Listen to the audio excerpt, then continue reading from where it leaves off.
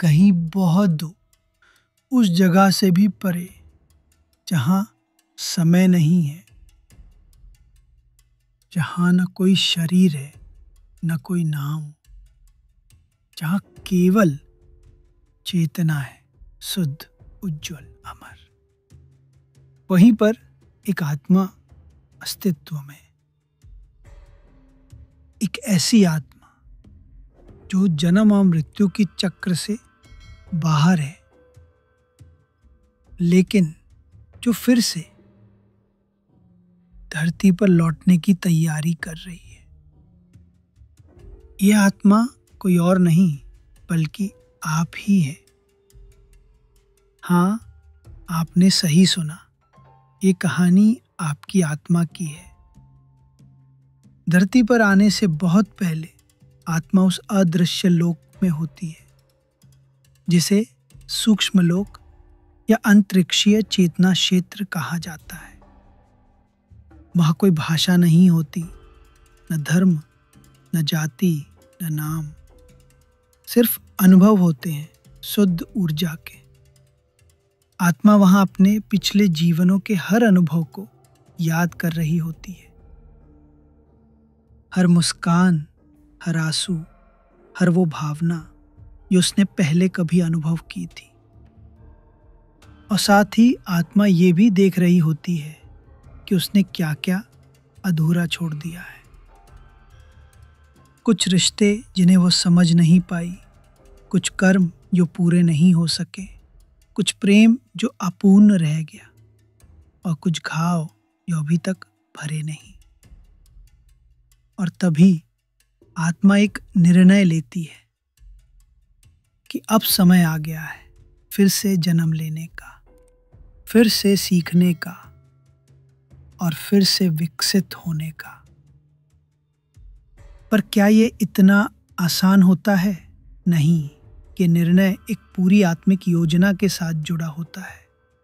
कौन माता पिता होंगे, किस स्थान पर जन्म होगा, कौन कौन से लोग जीवन में प्रवेश करेंगे, क्या आत्मा अमीरी देखेगी या गरीबी, प्यार मिलेगा या अस्वीकृति, स्वास्थ्य मिलेगा या कोई जन्मजात बीमारी, हर एक बारीक विवरण पहले से तय किया जाता है। और ये सब कुछ आत्मा की पुरानी यात्राओं, उसके संचित कर्मों और उसके आत्मिक लक्ष्य पर आधारित होता है। पर क्यों कोई आत्मा ऐसा जीवन चुनती है जिसमें संघर्ष हो, दर्द हो, अपमान हो? क्यों कोई छल नहीं, बस आत्मा अपने ही कर्मों की रोशनी में नहाई हुई होती है। अब आत्मा को सबसे पहले चुनाव करना होता है माता पिता का। हमें लगता है कि हम माँ बाप की मर्जी से जन्म लेते हैं, परंतु आध्यात्मिक दृष्टिकोण से देखें तो वास्तविकता इससे बिल्कुल उलट होती है। आत्मा अपने अगले जीवन के लिए ऐसे माता पिता को चुनती है जो उसकी आत्मिक योजना में सबसे उपयुक्त हों, चाहे वे माता पिता बहुत प्रेमपूर्ण हो या बिल्कुल विपरीत। कोई आत्मा उस माँ को चुनती है जो उसे बहुत संघर्ष के बीच जन्म देगी, ताकि आत्मा त्याग, सहनशीलता और आत्मबल को समझ सके। कोई आत्मा उस पिता को चुनती है जो हमेशा दूर रहेगा या कभी स्नेह नहीं देगा, क्योंकि आत्मा को जानना होता है कि स्वीकृति कैसे खोजी जाती है, अपने भीतर, बाहर नहीं। और ये केवल माता पिता तक सीमित नहीं होता। आत्मा ये भी तय करती है कि वो किस देश में जन्म लेगी, किस संस्कृति में पलेगी, किस धर्म के बीच पल बढ़ेगी और कौन से सामाजिक ढांचे उसे घेरेंगे। जैसे किसी निर्देशक की तरह वो हर पात्र, हर मंच, हर पृष्ठभूमि को ध्यान से चुनती है। लेकिन सवाल उठता है, अगर सब कुछ पहले से तय है तो क्या हमारी स्वतंत्रता खत्म हो जाती है? इसका उत्तर बहुत गहरा है। जीवन में दो चीजें साथ साथ चलती हैं। आत्मा की पूर्व निर्धारित योजना, प्री डेस्टिन्ड सोल कॉन्ट्रैक्ट, हमारी वर्तमान में ली गई स्वतंत्र पसंदें, फ्री विल।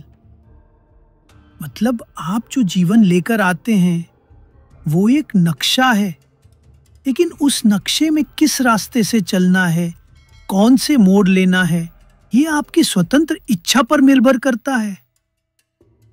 इसलिए आत्मा तो उस परिस्थिति का चुनाव करती है, लेकिन आप उन परिस्थितियों में कैसे व्यवहार करते हैं वो आपके वर्तमान संस्कारों, ध्यान, ज्ञान और चेतना पर निर्भर करता है।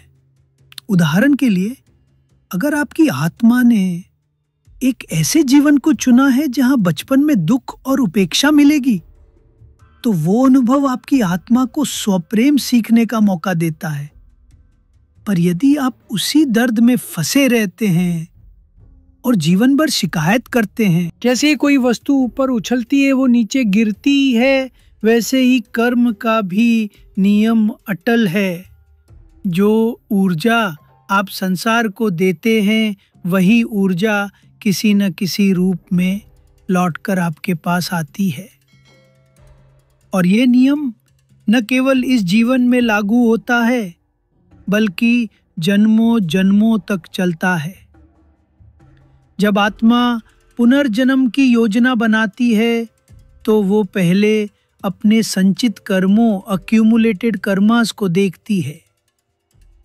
ये संचित कर्म वे सभी कार्य, भावनाएं और निर्णय होते हैं जो आत्मा ने अपने पिछले जन्मों में किए थे और जिनका फल अब तक पूर्ण नहीं हुआ।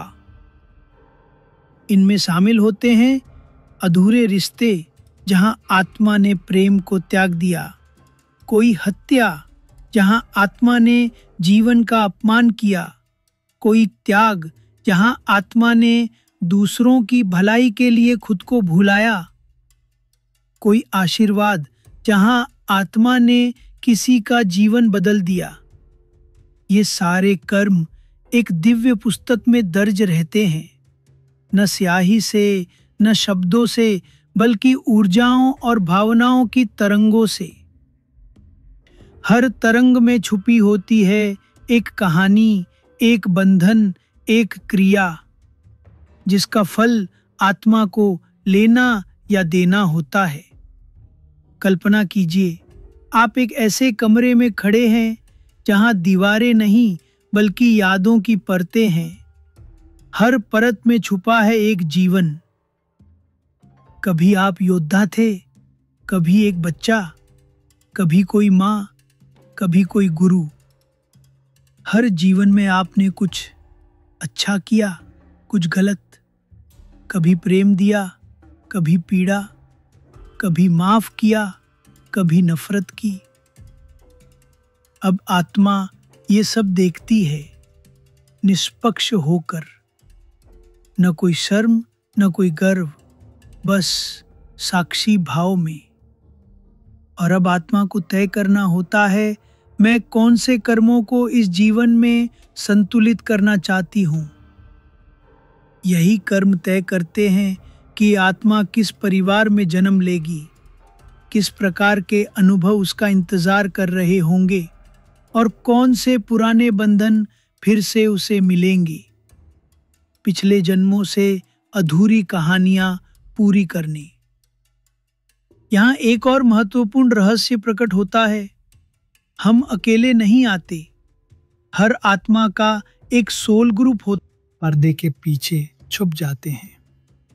आपने कभी सोचा है क्यों? अगर आत्मा ने सब कुछ चुना है तो वो सब कुछ याद क्यों नहीं रख पाती? क्या ये साजिश है या कोई दंड? नहीं, ये कोई भूल नहीं, बल्कि एक दिव्य अनिवार्यता है जिसे योग, वेदांत और सूफी परंपराएं माया की परत कहती हैं।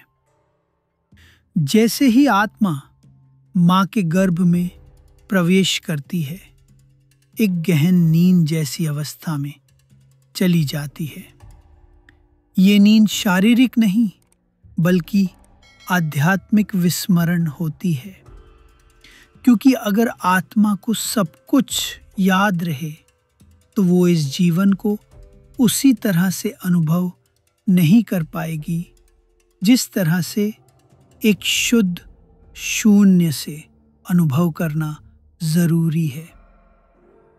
कल्पना कीजिए, अगर आपको ये पता हो कि इस जीवन में कौन धोखा देगा, कौन साथ छोड़ेगा, कौन मरेगा, तो क्या आप उनसे सच्चा प्रेम कर पाएंगे? क्या आप पूरी तरह से इस जीवन में उतर पाएंगे? नहीं। आप या तो बचाव करने लगेंगे या नियंत्रण। और यही कारण है कि विस्मरण आवश्यक है।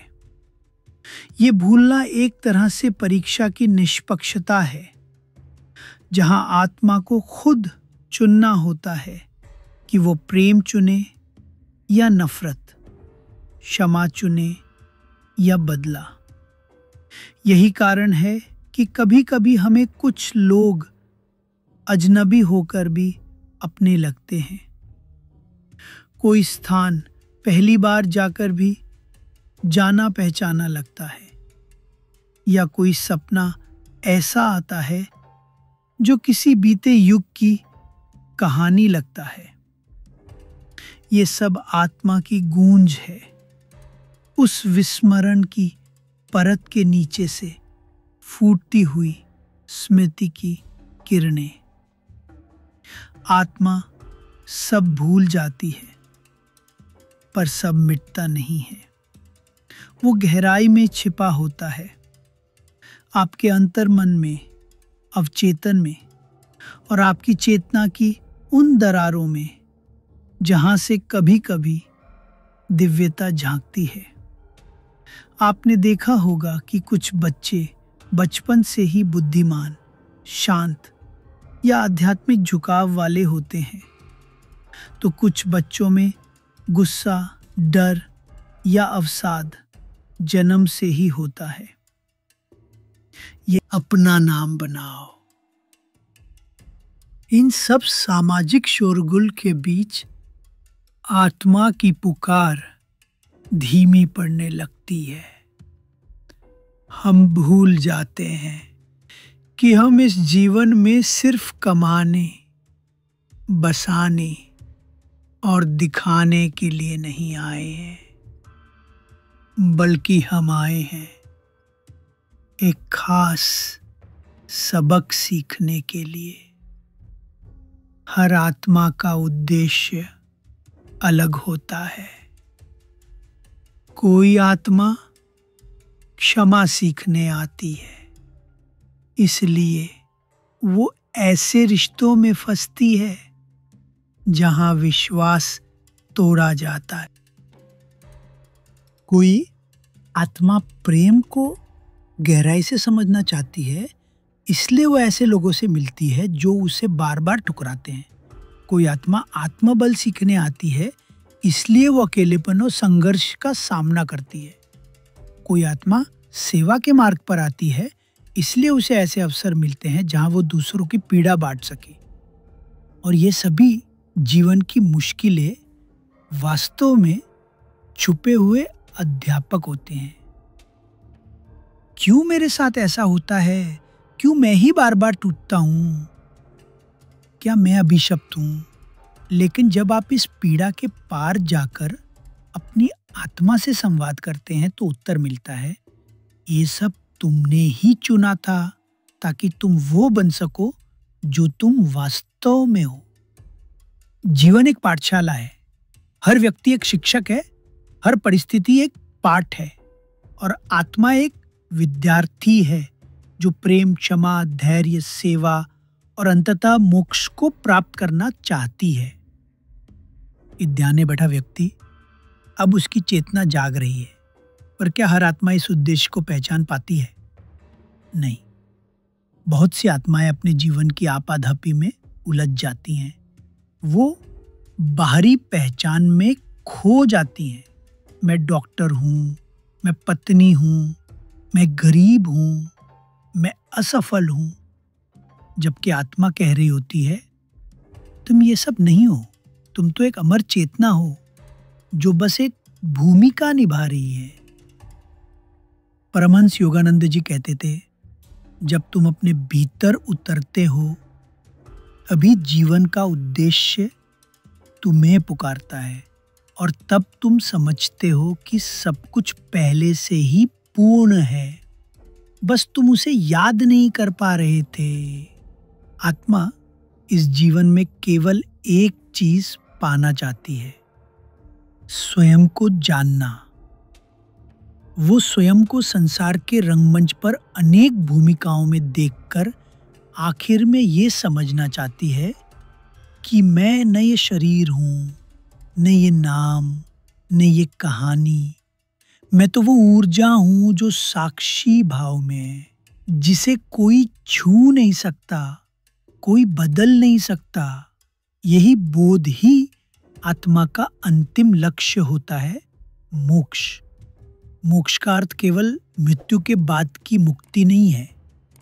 वास्तविक मोक्ष है जीते जी संसार में रहते हुए भी उस आनंद की स्थिति को अपनी बनाई हुई थी। हर व्यक्ति मेरी आत्मिक यात्रा में एक शिक्षक था और हर आंसू एक अलौकिक ग्रंथ की पंक्ति थी जिसे मैं पढ़ना भूल गया था। अब आत्मा में वो आनंद प्रस्फुटित होने लगता है जो शब्दों में नहीं कहा जा सकता। वो नश्वर सुख नहीं बल्कि निरंतर परमानंद होता है और यहीं से आत्मा का पुनः मिलन परमात्मा से शुरू होता है। परमात्मा कभी दूर नहीं था, वो हमेशा भीतर था, लेकिन हमारी आंखें बाहर की दुनिया में उलझी हुई थी। अब जब आत्मा अपने भीतर उतरती है तो उसे महसूस होता है, मैं कभी अलग थी ही नहीं, मैं वही हूं, मैं उसी का अंश हूं, मैं वही हूं। ये मिलन कोई ताली बजाकर नहीं होता, ये कोई उत्सव नहीं होता बाहर का, ये होता है एक गहरा मौन जिसमें आत्मा और परमात्मा एक हो जाते हैं। न कोई द्वैत रहता है, न कोई डर, न कोई अपेक्षा, बस एक सत्य बचता है, साक्षी भाव, परमानंद, पूर्णता। अब आत्मा को न तो मृत्यु से डर लगता है, न जीवन से मोह। वो जानती है कि हर जन्म केवल एक अध्याय है उस पुस्तक का जिसका लेखक वो स्वयं है। और इस बोध के साथ उसकी यात्रा अब केवल चलने के लिए नहीं बल्कि प्रकाश फैलाने के लिए होती है। वो आत्मा अब दूसरों की आत्मा को भी जागृत करती है। वो जीवन को अब पीड़ा नहीं, एक दिव्य लीला के रूप में देखती है। तो अगली बार जब आप अपने जीवन की किसी गहराई में हों, किसी मोड़ पर अकेले खड़े हों, तो एक क्षण रुकिए और भीतर झांकिए। क्या पता आप अपनी आत्मा की उस योजना से जुड़ जाएं जो आपने इस जन्म से पहले ही बना रखी थी। आप कोई साधारण व्यक्ति नहीं हैं, आप एक जागती हुई चेतना है जो इस पृथ्वी पर आई है प्रेम सीखने, क्षमा करने और परमात्मा से पुनः मिलने।